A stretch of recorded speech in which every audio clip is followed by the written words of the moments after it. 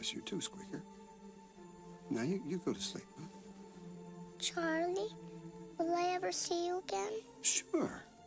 Sure you will, kid. You know, goodbyes aren't forever. Then, goodbye, Charlie. I love you. This moment is forever recontextualized for me. It is so extremely sad with everything that happened. Usually I don't let outside forces dictate how I feel about a movie. I let, like, you know, the movie itself speak for itself. But like, there's something about Anne-Marie that's like, it feels too personal and too real. I have to be completely honest. I don't really normally do this, as I try to keep outside forces away from like my movie experience, the way I enjoy the movie, the way I interpret the movie, the way I review the movie. But this is just very important to me, and I just really am angry at every time I see the potential this kid could have had. I just get extremely upset. And so I would just like to just dedicate a small section to Judith Barzy, just saying rest in peace. I hope you're absolutely doing well in heaven. And it's just, I don't want to talk about it because it's not my place to talk about, but I just feel I need to just say something about that, because it's just an extremely sad and frustrating situation. And that's all I wanted to say for the most part. Oh, Charlie, please remember, out there's a world, use guys. Oh, Charlie, please remember, out there's a world of use guys. Broken dreams and out of reach stars. Those weren't the lyrics. God fucking damn it. All Dogs Go to Heaven it's just honest. I kind of struggled to find the words to describe this movie, because it's like, it's not a bad movie per se, but it feels so mismanaged. Like, it personally doesn't really feel like everything's cohesive and like in a complete sort of story for the most part, especially like the animation kind of lacks for the most part. But like, there is something there. It's just, it's very difficult to see. I was actually one of the lucky few who grew up with this movie. I watched the second one a lot more than this movie, and I can definitely see why. Not to say this movie is bad. I think this movie is better than the second one. It's just that the second one had Sasha. The first movie does actually have a character I was attracted to in my youth, when I was like a baby. Okay, chill out, okay. But yeah, otherwise I just don't really care too much about this movie overall, which I'm just not gonna waffle anymore. I'm just gonna straight up go into the animation. The animation of this movie, I gotta be honest, it's not really the greatest. There's a lot of inconsistencies with the character models.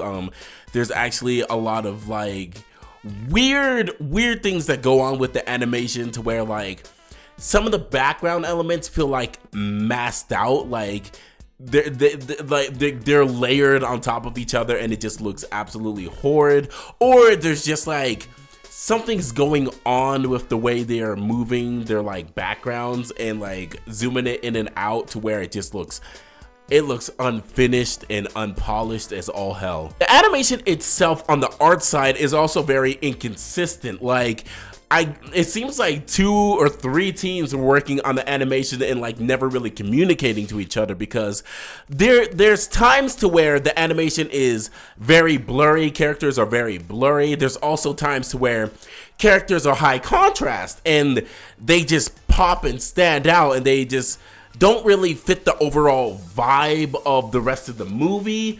And there's just times where the movie is just, it feels normal for the most part. It's just, it switches constantly between those 3 styles, and it is a mess. It is a blob of everything. As for the characters themselves, I really do like these characters. Like, I feel like they're not necessarily unique for the most part, but like, they definitely stand out from like normal dogs. Some of it is very questionable if you really think about it. Like, why is Itchy wearing a hat and also like a little button-up t-shirt. I think it's a button-up t-shirt. I might be wrong, but it's like it's a shirt nonetheless. And also Carface, why is he wearing like a suit and tie? Like those two stand out from everybody else, but like if you really just allow yourself to be involved in this world, it's not too much of a stretch, I believe. I actually think the watch complements Charlie very well when he achieves it, but otherwise he's kind of normal. Even though the animation style does make him stand out quite a bit, he's just kind of a normal German Shepherd a little bit. There is a lot of good here because it is hand drawn, but at the same time it's not really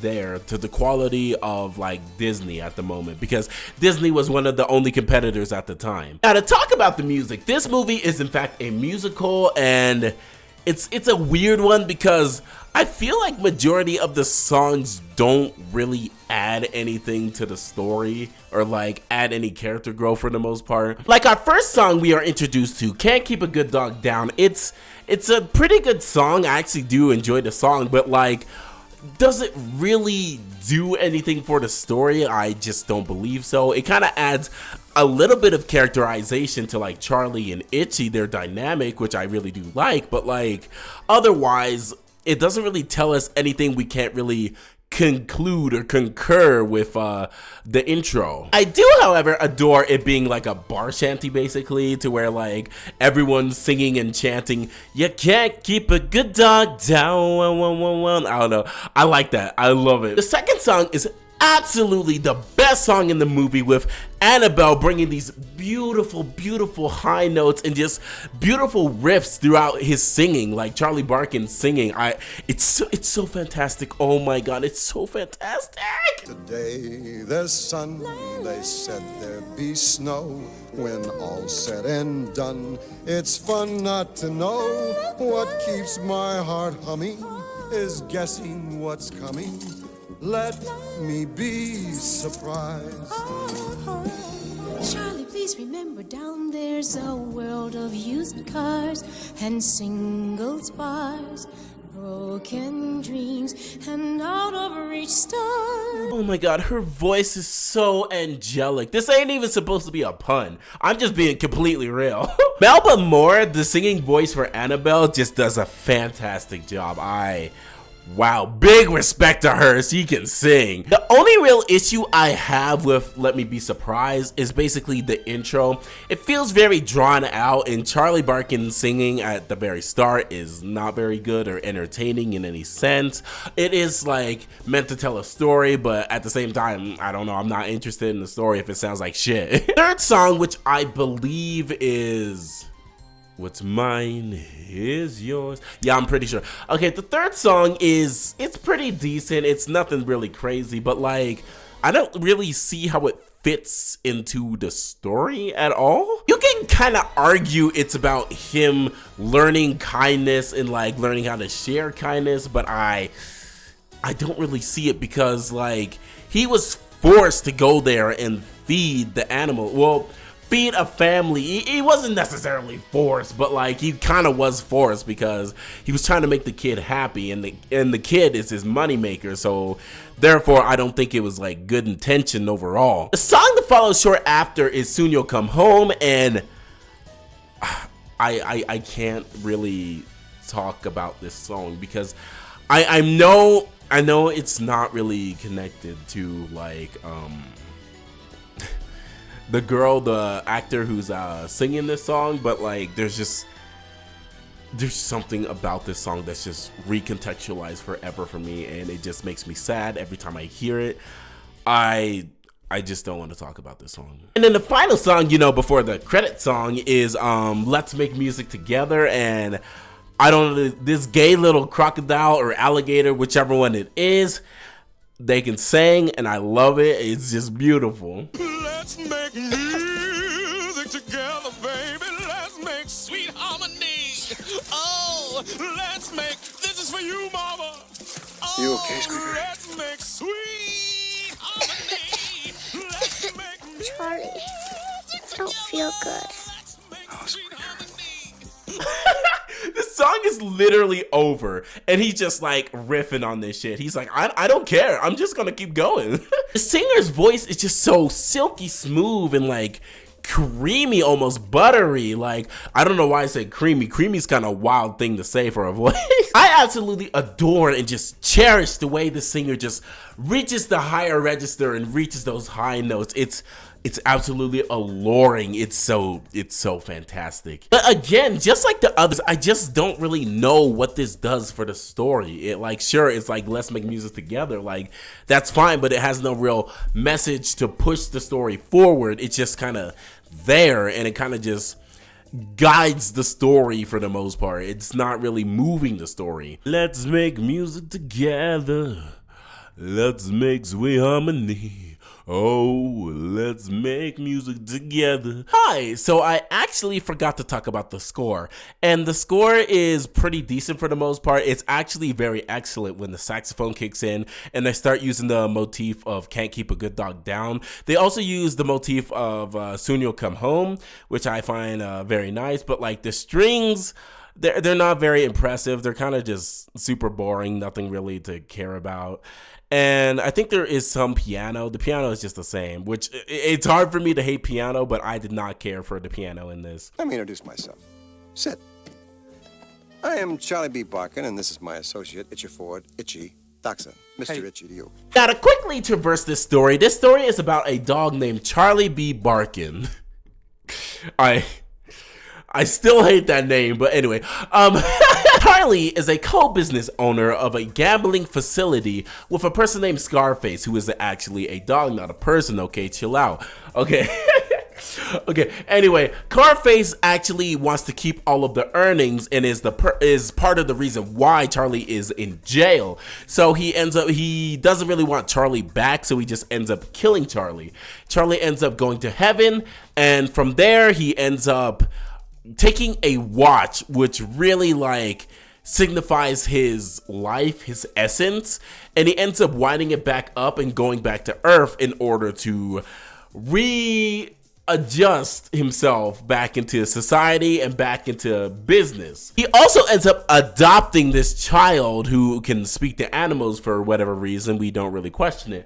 But yeah, he ends up adopting her and taking her away from Scarface in order to get back and get reestablished as a business. This movie really feels like it has the right steps to be a good movie, but it doesn't necessarily have the right footing per se.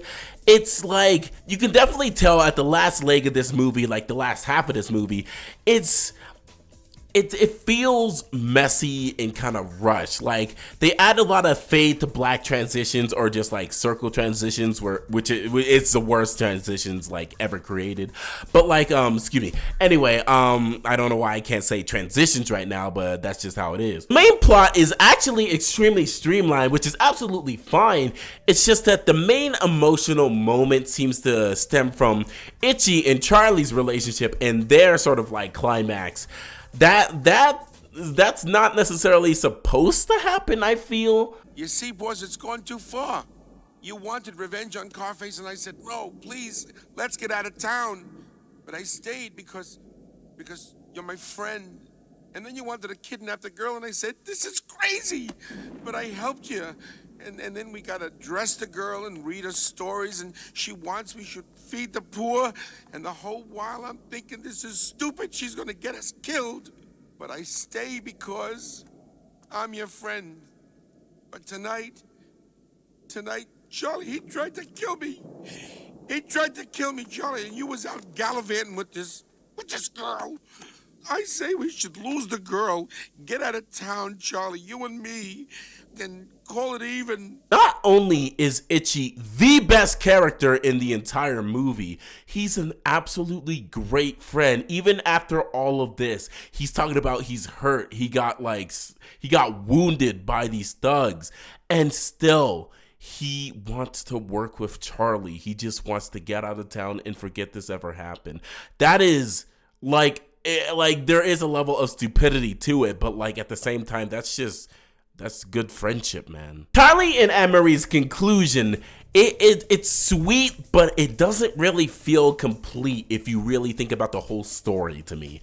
It's just missing a lot of elements of like care, of us showing us that care, showing us that like he like actually changed as a person. Like, I get at the end to where when he chooses to watch over Anne Marie, that's supposed to be a very big moment, a very telling moment, but it's just not hitting as strong as they'd like. That moment also kind of sucks when you realize that he could have easily just put the watch on around his neck, which he had around his neck this whole entire time, but he just chose not to in order to, like, I don't know, progress the story and make this big deal out of this moment. It wants me so bad to care about this moment, which I really do. I really do enjoy that, like, Charlie actually got sent to hell, or at least like hell is like calling to him.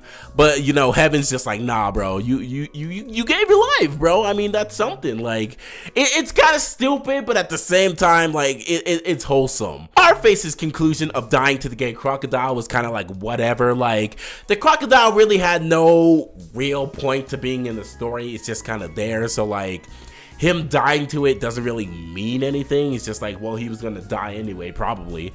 And I don't really feel anything there. I do, however, enjoy the fact that Carface is a real ass villain. He's out there to kill Charlie. He did kill Charlie, and he's trying to do it again, and he's absolutely like no stranger to taking lives. I fuck with that. I wish I could find more to talk about the plot, but it's just I don't know, super honest, super decent, super nothing for the most part. It's just, it kind of does what it needed to do, and it doesn't really do it necessarily too well, but you kind of get the point. I just don't know how to feel about it. We're giving the money to the poor. Boss. Sharing it with the poor.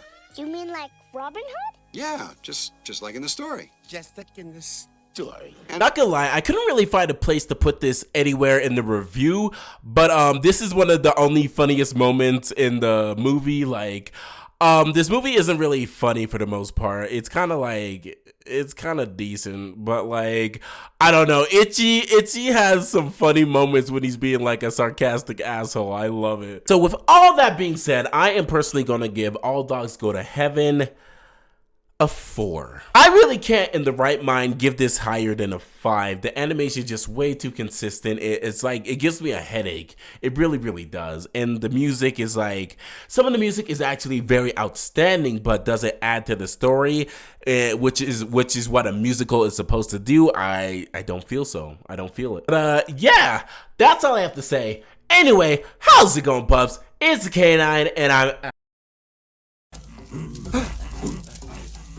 What'd they say? Tell them to give me back my watch. I can't, Charlie. They talk funny. It is absolutely insane work to know your ancestors invaded a land that did not belong to them and ended up killing off a lot of natives. And now this is how you treat the natives? You turn them into like a weird mice spectacle? I don't know what is with this era.